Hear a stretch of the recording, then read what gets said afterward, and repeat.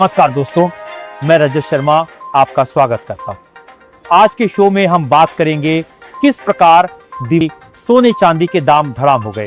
अचानक कैसे सोने और चांदी की कीमतों में आई बड़ी गिरावट। आज बाजार खुलते ही चांदी हुई 11,000 रुपए सस्ती, तो सोने में भी आई बड़ी गिरावट। आज एक बार फिर सोने चांदी में बड़ी प्रॉफिट बुकिंग देखने को मिली।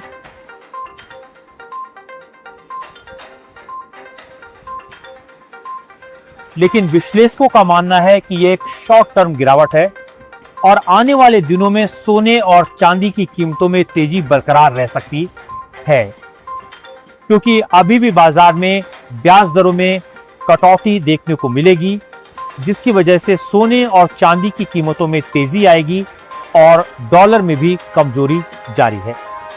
वहीं केंद्रीय बैंकों की खरीदारी अभी भी शुरू है, जिसकी वजह से भी कुछ दिनों में तेजी की आशंका बनी हुई है। वहीं इस महीने फेडरल रिजर्व के मुताबिक ब्याज दरों में एक बार फिर से कटौती देखने को मिल सकती है, जिससे सोने चांदी में बड़ी तेजी भी देखने को मिल सकती है। अगर आप भी सोना चांदी खरीद रहे हैं या सोना चांदी में निवेश कर रहे हैं तो आपको सावधान रहने की आवश्यकता है। इसलिए यदि आप खरीदारी करते हैं या सोने में बिकवाली करते हैं तो आपको बड़ा लॉस, आप बड़ा प्रॉफिट भी हो सकता है। इसलिए विशेषज्ञों का मानना है कि इस हफ्ते मार्केट से दूर रहना अच्छा है। हाल ही में जो चांदी की शॉर्टेज हुई थी वह अब धीरे धीरे सामान्य हो रही है। लंदन और भारत दोनों जगहों पर डिलीवरी का संकट कम हो चुका है और जो प्रीमियम 25 से 30,000 रुपए था वह घटकर 10,000 रुपए के आसपास आ गया है, जिसकी वजह से पिछले 2 दिनों से चांदी सस्ती हो रही है।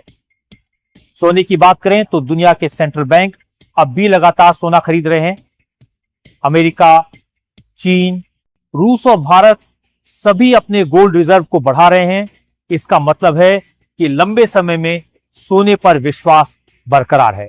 जैसा हमने बताया था, अमेरिका ने सिल्वर को क्रिटिकल मिनरल लिस्ट में शामिल किया है।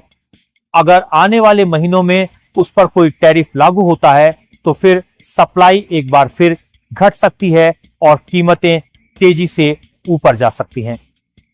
भारत में हर साल अक्टूबर से फरवरी तक सोने चांदी की डिमांड बढ़ती है।